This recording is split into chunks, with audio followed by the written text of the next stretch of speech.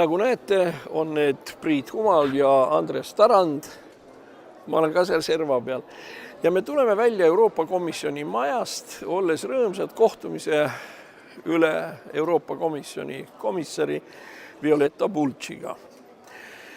See kohtumine oli tähtis sellepärast, et me näitasime Euroopa kõige tähtsamale transpordiametnikule seda, et kogu rahade arvutus Rail Balticu osas on vale.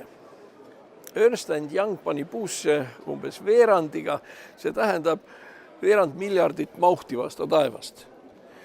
Siis veel see mure, et valitsused on üksteise järel varjanud mitmeid rehkendusi, millest me midagi ei tea.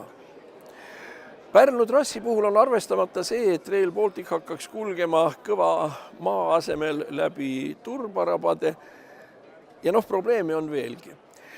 Aga me leppisime kokku, et komisjon vaatab arvutused veel kord üle ja meie hakkame vaatama, kuhu see üleliigne raha edasi läheb, kas varastamise või lolluse tõttu. Ja ei ole nii, et Rail Balticu projekt on lootusetult läinud.